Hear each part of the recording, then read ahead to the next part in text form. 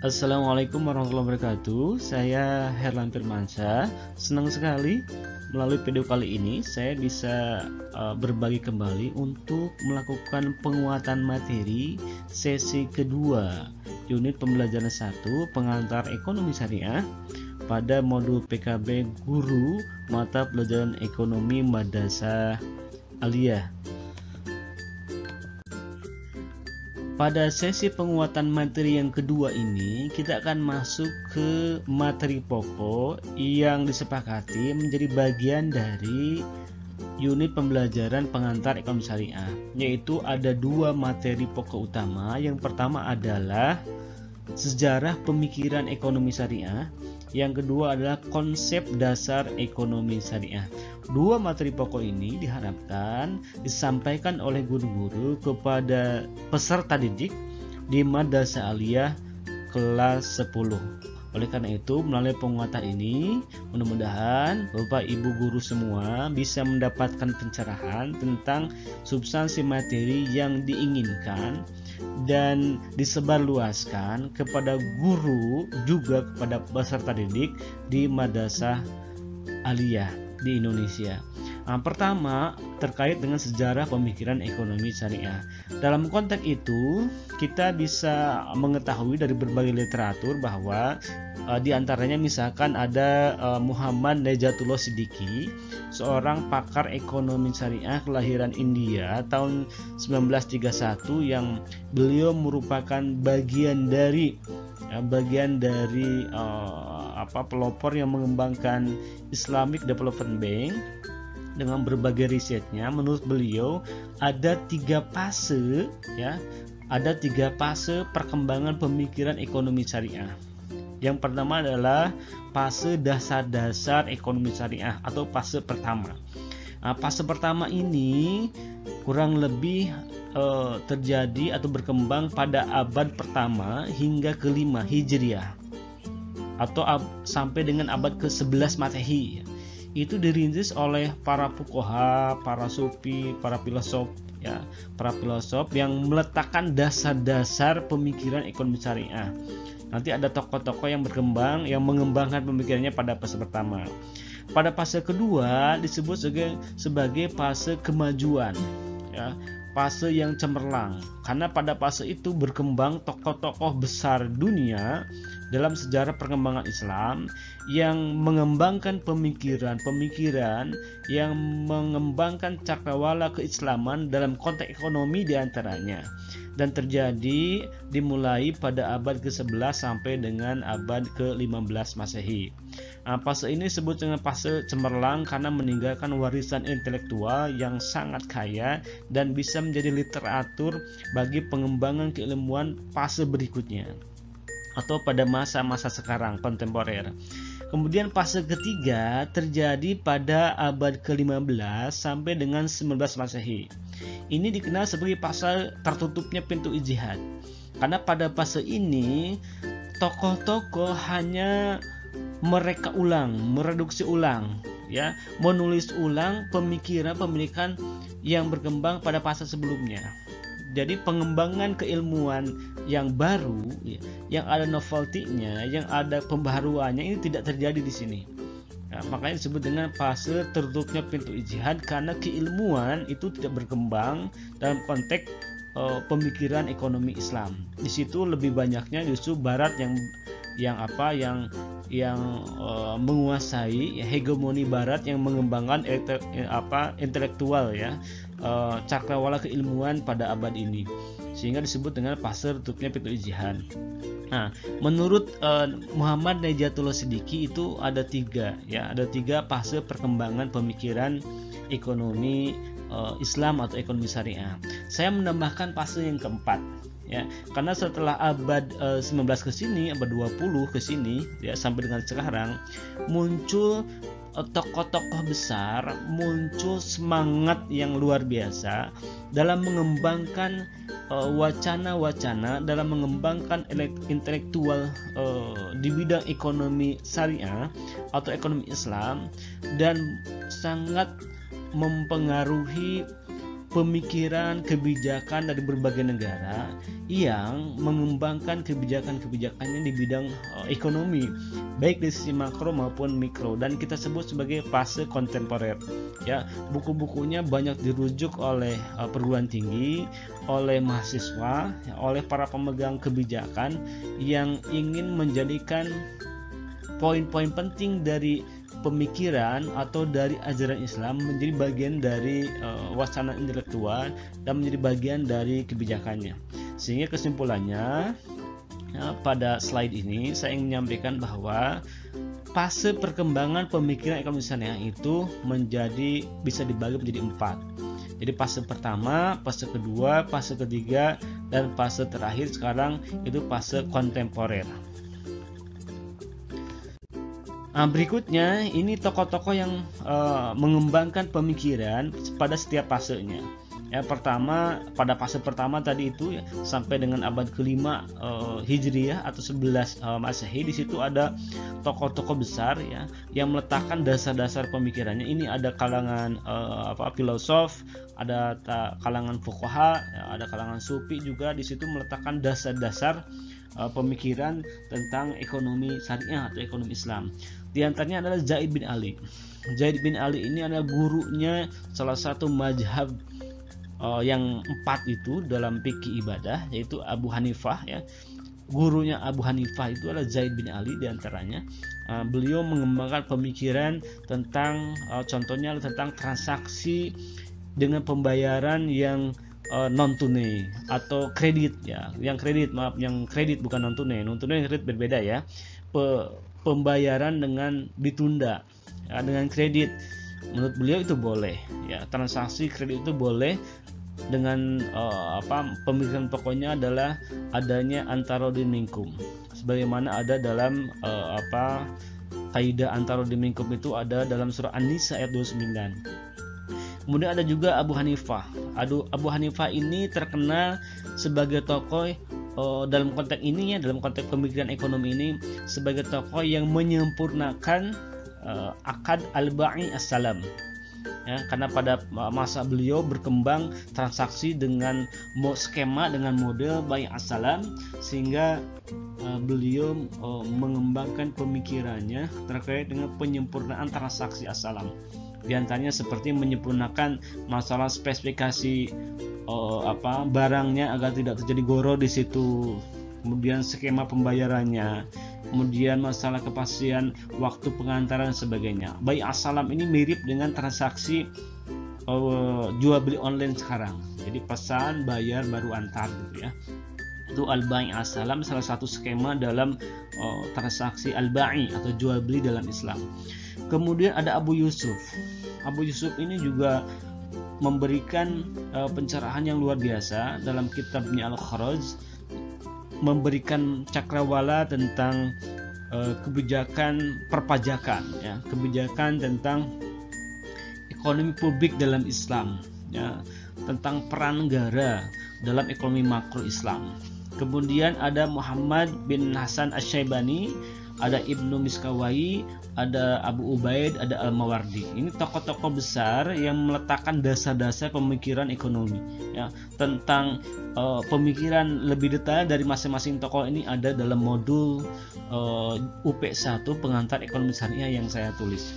Berikutnya adalah fase kedua. Fase kedua ini diisi oleh tokoh-tokoh yang sangat harum sampai sekarang ini nama-namanya ya, dan menjadi rujukan umat kitab-kitabnya. Pertama Al-Ghazali. Al-Ghazali dalam konteks ekonomi memberikan pemikiran tentang konsep barter ya, konsep fungsi uang di situ sebagai medium of exchange, sebagai unit of account ya.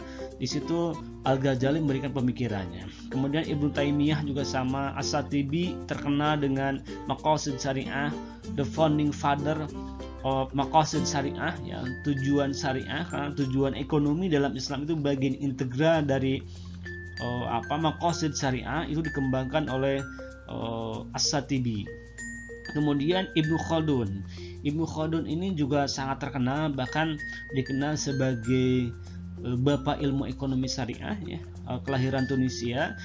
Beliau menulis kitab yang sangat luar biasa, yaitu Muqaddimah ya, Muqaddimah, dan menjadi rujukan dari para pemikir, para intelektual yang mengembangkan hasanah keilmuan di bidang ekonomi Islam atau ekonomi syariah. Kemudian Al-Makhriji. Al-Makhriji juga terkenal dengan misalkan konsepnya tentang inflasi ya. Di situ ada natural inflation. Beliau mengembangkan human error inflation, bahwa inflasi dibagi menjadi dua, ada human error inflation, ada natural inflation misalkan. Itu konsepnya Al-Makhriji. Lebih lengkapnya tentang pokok-pokok pemikiran dari fase kedua juga ini ada dalam modul yang saya tulis. Pada fase ketiga ada juga tokohnya Sol Waliullah, ada Muhammad Abdu, ada Muhammad Iqbal. Pada fase ini tidak terlalu banyak tokoh karena pada fase ini mereka hanya menulis ulang karya-karya tokoh sebelumnya pada fase kedua terutama ya, yang mereka tulis ulang dengan narasi tokoh tersebut. Nah, dan terakhir fase sekarang sampai sekarang disebut dengan fase kontemporer. Ada Muhammad Najatullah Siddiqui, itu adalah tokoh kelahiran India yang besar di Arab Saudi dan mengembangkan, ikut terlibat dalam pengembangan IDB ya, Islamic Development Bank. Pemikirannya saya tuangkan ada dalam pokok-pokok pemikirannya ada dalam modul saya. Muhammad Chapra juga itu seorang tokoh asal kelahirannya India, kemudian besar di Pakistan dan di Arab Saudi, dan buku-bukunya luar biasa, banyak dirujuk oleh kalangan intelektual juga pengambil kebijakan. Kemudian ada Nawab Haidar Naqvi, ini adalah seorang tokoh kelahiran Pakistan ya. Beliau juga mengembangkan pemikiran ekonomi syariah seperti misalkan pembagian ilmu ekonomi syariah menjadi ekonomi Islam positif dan ekonomi Islam normatif. Nah, itu bagian dari pemikiran Nawab Haidar Naqvi. Kemudian juga ada Muhammad Abdul Manan, ini kelahiran Bangladesh yang ikut besar juga di Arab Saudi dan menjadi bagian dari generasi awal Islamic Development Bank ya, dan banyak mengembangkan pemikiran tentang ekonomi syariahnya. Kemudian Monjir Kahf, Monjir Kahf ini kelahiran Syria ya, kelahiran Syria dan besar berkembang di Yordan ya, banyak pemikirannya tentang ekonomi syariah. Secara overall pemikiran masing-masing tokoh ini ada dalam modul yang saya tulis, bisa dibaca dan dikaji dan dikembangkan dengan literatur yang lain.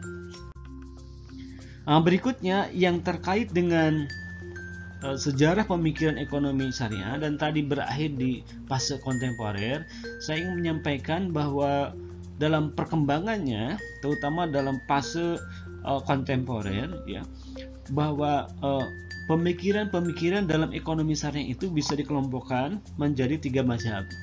Ini di berbagai literatur ekonomi syariah menyimpulkan, menarik benang merahnya bahwa secara umum itu ada 3 mazhab yang berkembang.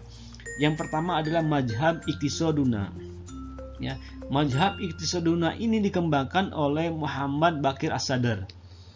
Ini adalah tokoh kelahiran Irak ya, dengan bukunya Al-Iqtisaduna. Makanya disebut mazhab Iqtisaduna. Pokok pemikirannya nanti ada di modul saya. Di slide berikutnya akan saya jelaskan juga sebagian pokok pemikirannya. Berikutnya ada mazhab mainstream. Ini mazhab yang dipelopori oleh tokoh-tokoh ekonomi kontemporer dan karyanya sangat banyak, termasuk Indonesia itu kiblatnya ke sini, mazhab mainstream ya. Buku-buku tulisan tokoh ekonomi Islam Indonesia itu merujuk kepada Muhammad Chapra ya, kemudian Najatullah Siddiqui, Abdul Manan. Ini banyak mazhabnya, banyak yang ke mainstream ya, dari buku-buku literatur yang ditulis oleh tokoh-tokoh ekonomi Islam di Indonesia. Kemudian ada mazhab alternatif kritis, itu dikembangkan oleh Timur Quran. Ya, Timur Quran itu seorang tokoh ekonomi Islam kelahiran atau keturunan Turki Amerika ya. Kemudian ada Jawa Kwame Sundaram, itu seorang tokoh ekonomi Islam kelahiran Malaysia. Nah, terkait dengan mazhab yang pertama, hal yang kiranya menjadi pembeda dan bisa menjadi cakrawala bagi peserta didik atau bagi guru tentang masalah pokok ekonomi. Ya, kita ketahui materi pengantar ekonomi syariah ini menjadi bagian dari KD 3.1. Jadi setelah disampaikan tentang konsep ilmu ekonomi secara umumnya, maka berikutnya disampaikan tentang konsep ekonomi syariah atau Islam pengantarnya. Dan salah satu yang dibahas terkait dengan konsep ilmu ekonomi adalah tentang masalah pokok ekonomi. Masalah pokok ekonomi itu kita kenal kelangkaan. Bagaimana kelangkaan itu dalam perspektif ekonomi syariah? Kita bisa melihat melalui pemikiran mazhab yang berkembang. Di antaranya adalah mazhab Iqtisaduna ini. Menurut mazhab Iqtisaduna bahwa inti masalah ekonomi itu bukan kelangkaan. Jadi bukan scarcity. Menurut mazhab ini, kita ketahui dalam keilmuan ilmu ekonomi yang berkembang dewasa ini bahwa masalah pokoknya kelangkaan. Menurut mazhab ini bukan. Apa yang menjadi masalahnya? Masalahnya adalah distribusi sumber daya ekonomi yang tidak merata dan tidak adil. Sebagai akibat, sistem ekonomi yang membolehkan eksploitasi pihak yang kuat terhadap yang lemah. Itu inti masalahnya. Jadi bukan keinginan yang tidak terbatas dan sumber daya yang terbatas, bukan. Ya. Tapi karena distribusi yang tidak adil dan tidak merata. Kenapa tidak adil dan tidak merata? Faktornya ada keserakahan manusia yang tidak terbatas. Ya. Karena kalau sumber daya itu menurut mazhab ini tidak terbatas. Kenapa mereka berpendapat seperti itu? Mereka bersandar kepada Al-Quran surat Al-Qamar ayat 49 yang bunyinya adalah inna kulla syai'in khalaqnahu biqadar. Artinya sesungguhnya kami mengucapkan segala sesuatu, ya, sesungguhnya kami menciptakan segala sesuatu menurut ukuran.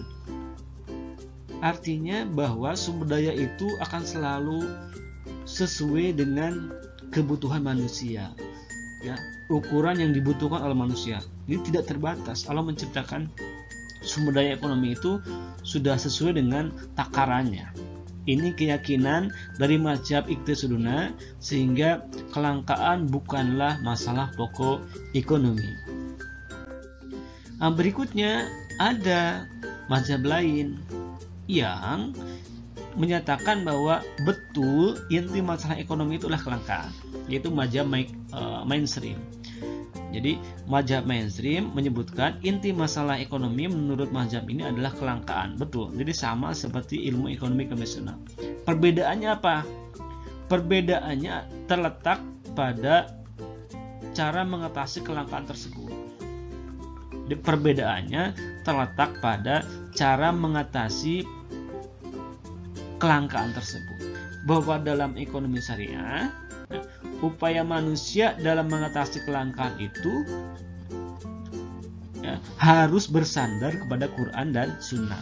Itu. Jadi masalahnya sama, yang bedakannya adalah cara mengatasinya. Jadi bagaimana manusia melakukan pilihan, melakukan skala prioritas ketika dihadapkan kepada kelangkaan, maka ada guide, ada panduan yang tidak bisa tidak, yang menjadi keniscayaan, yaitu Al-Quran dan Sunnah.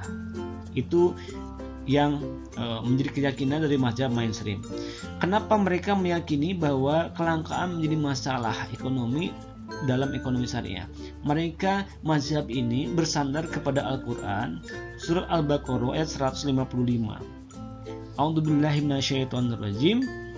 Wa lanabluwannakum bisyai'im minal khawfi wal ju' wa naqsim minal amwal wal anfus was samarat wa basyirits sabirin.